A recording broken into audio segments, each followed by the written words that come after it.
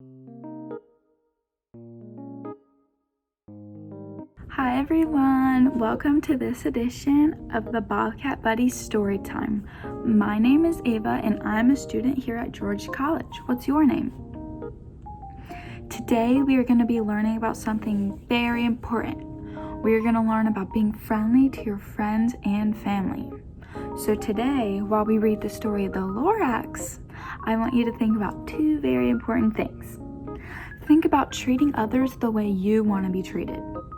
And also think about the term taking advantage of.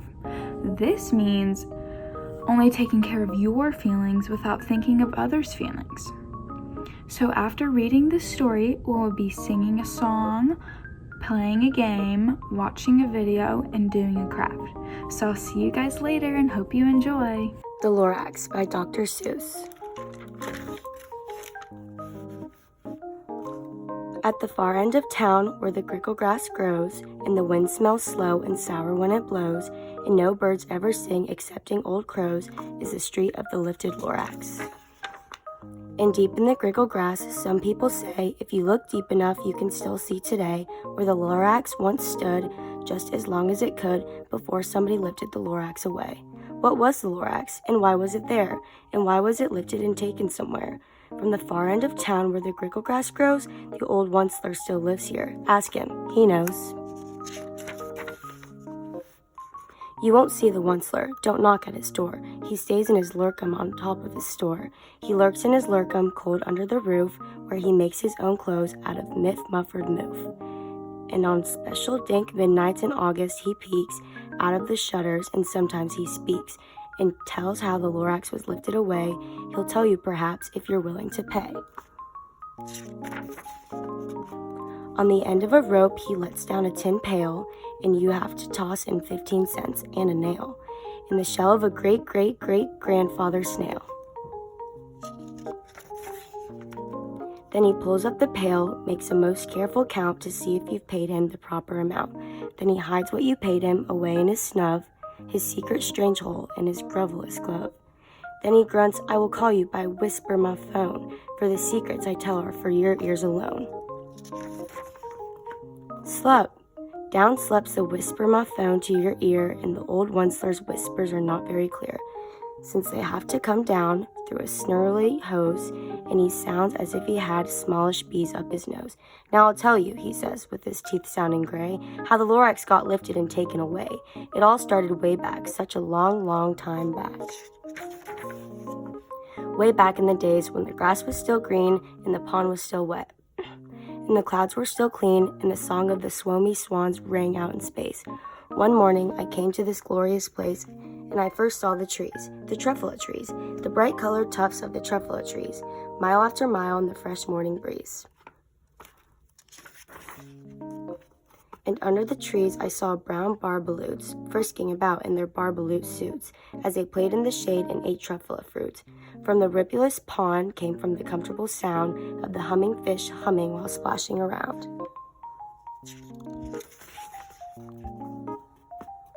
But those trees, those truffula trees, all my life I'd been searching for trees such as these. The touch of their tufts was much softer than silk, and they had the sweet smell of fresh buttery milk. I felt a great leaping of joy in my heart. I knew just what I'd do. I unloaded my cart. In no time at all, I had built a small shop. Then I chopped down a truffula tree with one chop, and with great skillful skill, with a great speed, I took the soft tuft and I knitted a thneed. The instant I'd finished, I heard a gazump. I looked. I saw something pop out of the stump of the tree I'd chopped down. It was sort of a man. Describe him? That's hard. I don't know if I can. He was shortish and oldish and brownish and mossy, and he spoke with a voice that was sharpest and bossy.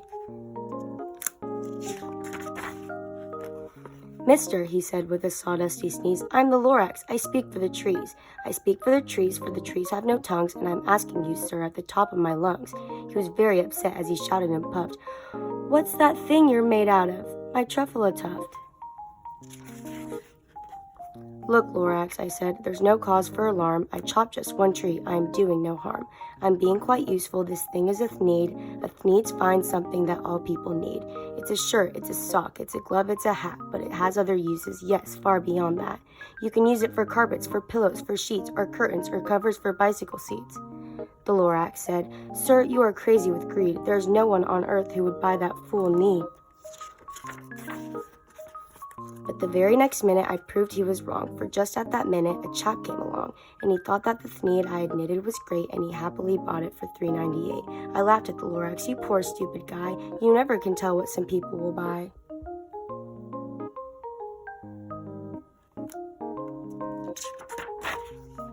"I repeat," cried the Lorax, "I speak for the trees. I am busy," I told him. "Shut up, if you please." I rushed across the room, and in no time at all, built a radio phone. I put it in a quick call. I called all my brothers and uncles and aunts, and I said, "Listen here, here's a wonderful chance for the whole Onceler family to get mighty rich. Get over here fast, take the road to North Nitch. Turn left at Weekhaven, sharp right at South Stitch." And in no time at all in the factory I built, the whole Onceler family was working full tilt. We were all knitting thneeds, just as busy as bees, to the sound of the chopping of the truffula trees. Then, oh baby, oh how my business did grow. Now chopping one tree at a time was too slow, so I quickly invented my super axe hacker, which whacked off 4 truffula trees at one smacker. We were making thneeds 4 times as fast before, and that Lorax, he didn't show up anymore. "They love living here, but I can't let them stay. They'll have to find food, and I hope that they may. Good luck, boys," he cried, and he sent them away. I, the Onceler, felt sad as I watched them all go, but business is business, and business must grow, regardless of crummies and tummies, you know? I meant no harm, I most truly did not, but I had to grow bigger, so bigger I got. I biggered my factory, I biggered my roads, I biggered my wagons, I biggered the loads. Of the thneeds I shipped out, I was shipping them forth to the south, to the east, to the west, to the north.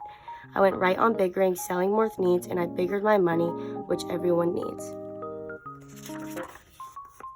Then again he came back. I was fixing some pipes when that old Newts and Lorax came back with more gripes.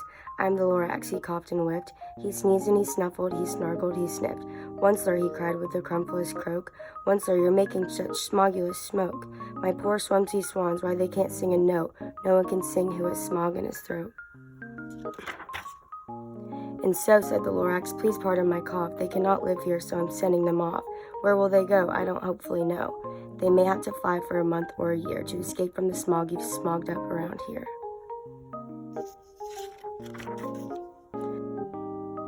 "What's more," snapped the Lorax, his dander was up, "let me say a few words about gluppity-glup. Your machinery chugs on, day and night without stop, making gluppity-glup. Also sloppity-slop. And what do you do with this leftover goo? I'll show you, dirty old Onceler man, you. You're glumping the pond where the humming fish hum. No more can they hum, for their gills are all gummed. So I'm sending them off, oh their future is dreary, they'll walk out on their fins and get woefully weary, in search of some water that isn't so smeary." And then I got mad. I got terribly mad. I yelled at the Lorax, "Now listen here, Dad. All you do is yap yap and say bad, bad, bad, bad. Well, I have my rights, sir, and I'm telling you, I intend to go on doing just what I do. And for your information, you Lorax, I'm figuring and biggering and biggering and biggering and biggering. Turn more truffula trees into thneeds, which everyone needs." And at that very moment, we heard a loud whack. From outside in the fields came the sickening smack of an axe on a tree. Then we heard the tree fall, the very last truffula tree of them all. No more trees, no more thneeds, no more work to be done. So in no time, my uncles and aunts, everyone, all waved me goodbye. They jumped into my cars and drove away under the smoke-smuggered stars. Now all that was left beneath the bad-smelling sky was my big empty factory, the Lorax and I.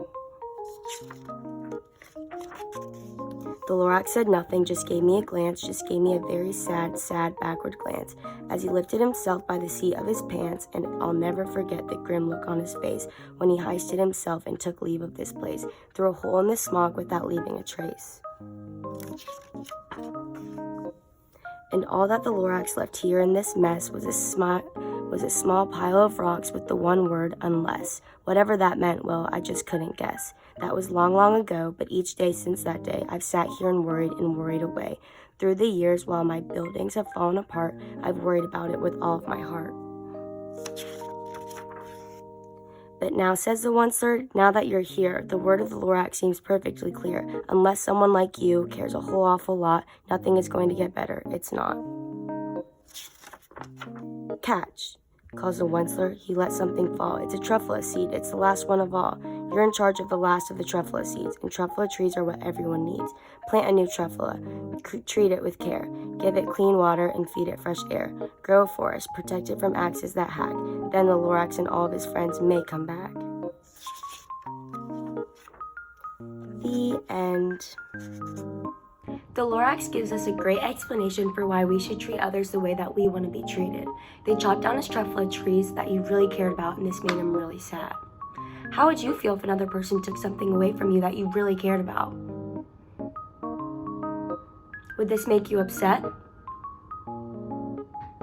This is why it's very important to put yourself in someone else's shoes before you make any decisions.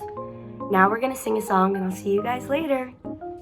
Hi friends! Today we're going to sing a song about including everyone no matter how different they are and saving the earth. Now you might know this tune, but I've changed up the lyrics a little bit. Everybody needs a friend, needs a friend, needs a friend. Everybody needs a friend, even the Onceler. Everyone's unique and different. We are not the same. Everyone's unique and different. Be a friend. Keep the trees from falling down, falling down, falling down. Keep the trees from falling down. Please recycle. Be a friend to Mother Earth, Mother Earth, Mother Earth. Be a friend to Mother Earth. Reduce, reuse, recycle. So in my song, I talked about including everyone, no matter our differences. Everyone needs a friend, and everyone needs to feel included. It's good to have friends that have your back no matter what you're going through. And it's always good to save the environment so we can keep living here on this beautiful earth forever. Hi again. The videos we are going to watch are some scenes from the Lorax movie where he first discovers his truffula trees are getting chopped down. He gets very upset, and the man doesn't put himself in the Lorax's shoes and doesn't think about the Lorax's feelings. This leads into the second video where all the trees are gone, and the man feels bad and realizes he ruined something the Lorax really cared about.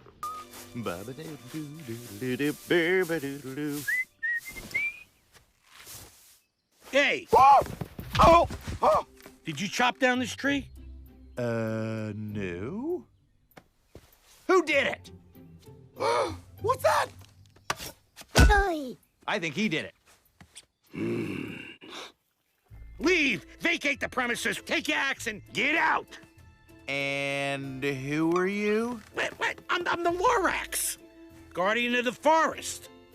I speak for the trees. So you're telling me you just didn't see me magically appear out of that stump? With all the lightning and thunder and stuff? You didn't see any of that? No, but that sounds amazing. Can I see some of that? Yeah, I could show you. But that's not how it works. Okay, didn't really happen. Oh, I know what you want. I've got one of these for the cutest little guy I ever saw. Yummy, yummy, yummy, yummy, yummy. How dare you? Give me that! Well, I'm gonna eat this, but I am highly offended by it.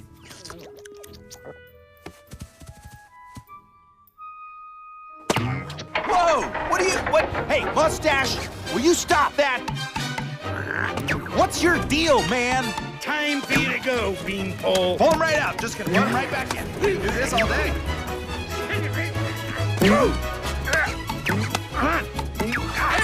Oh, stop right there! Stop it! So you'd hammer one of nature's innocent creatures?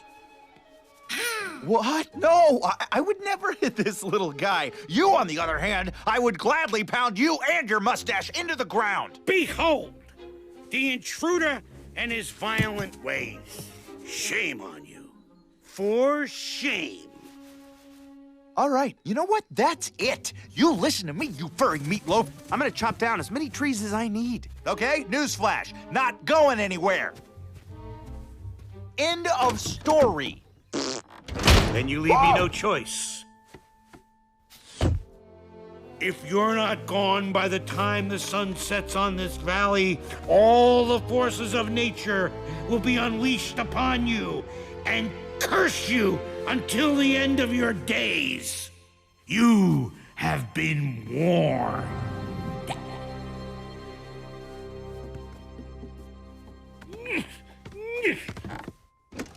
Thanks. Yeah, okay. You have been warned. So I'm sending them off. Hopefully they'll be able to find a better place out there somewhere. Melvin? Melvin? Hey, Pipsqueak. Hey.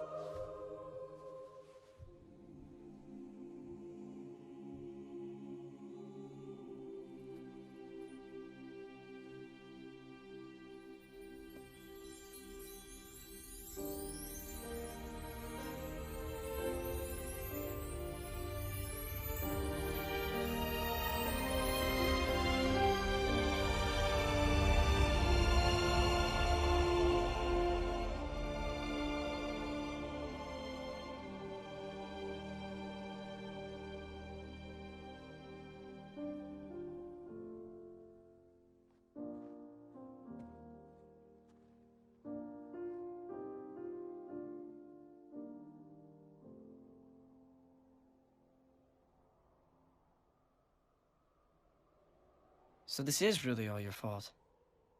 You destroyed everything. Yes. And each day since the Lorax left, I've sat here regretting everything I've done. Staring at that word. Unless. And wondering what it meant. But now I'm thinking, well, maybe you're the reason the Lorax left that word there. Me? Why would he leave that for me? Because unless someone like you cares a whole awful lot, nothing is going to get better. It's not.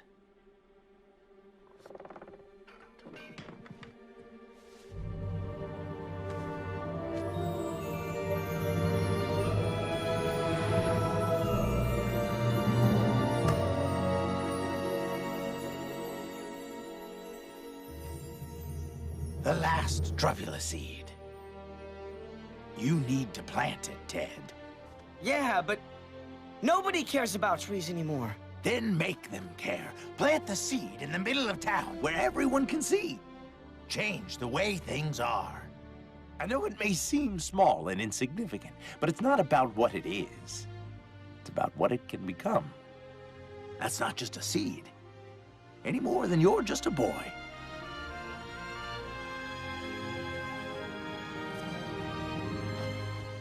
This is what happens when we don't think about the feelings of others.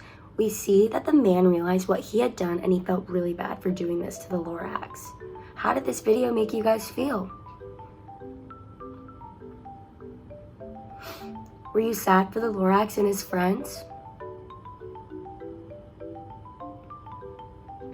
Now we're going to play a game together and I hope you guys have so much fun. Bye! Hi friends, today we're going to play a game about finding our friends. So right here I have 20 cards. They're all flipped upside down, and within these 20 cards there are 10 different pictures, meaning that each picture has a pair, a friend. So your goal of the game is to find friends. So say I flip this card over for my first card. See, I have the brown barbaloots. I'm going to want to find its partner, its friend, that matches it.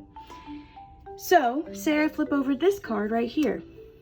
And I have a bunch of truffula trees. Truffula trees are not brown barbaloots.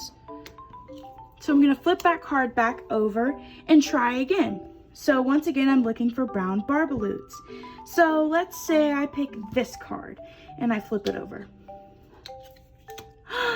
I found brown barbaloots. Now I have a pair, a match. I have two great friends. I'm gonna pick up both of the cards and take them out of the game.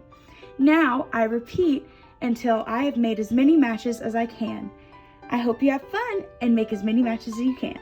For today's craft, we are going to be making our own Lorax and truffle trees. So for this craft, you're going to need some scissors, some paper, some tape or glue, cotton balls, markers, and toilet paper rolls. So first thing you're going to do is you're going to take some paper and you're going to cut out a mustache, 2 eyes, 2 eyebrows, and a nose. And then you're going to take 2 toilet paper rolls. You're going to color one of them orange, and you're going to color the other one with stripes. This one is going to be the body for the Lorax, and this one is going to be the trunk of the truffle trees. And then you're going to take some cotton balls, and you're going to use your marker and color the cotton balls. And this is going to be the leaves of the truffle. So first, after you have everything cut out, we are going to be making our Lorax first. So after you colored it orange, we are going to take your glue or tape, I have tape, and you're just going to tape on, let's see, let's do our mustache.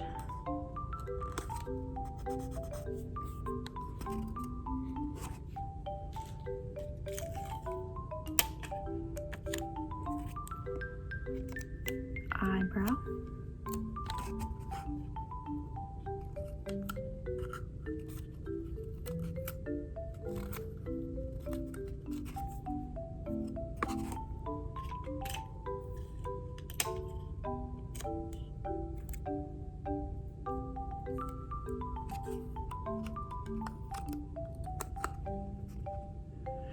these are the eyebrows and the mustache.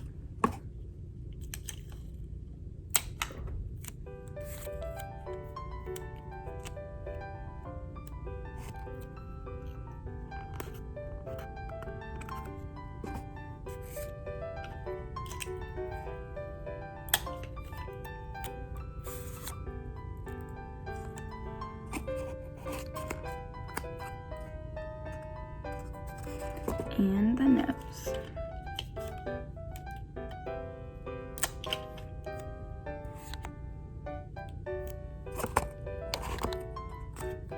So there we go. Here's our own Lorax. And if you want to, you can draw a smile or a silly face under him. We're going to be creating a truffle tree. So after you take your toilet paper roll and make a stripe around it, you're going to take your cotton balls with your colors, and you're going to glue or tape the cotton balls to the top of the trunk.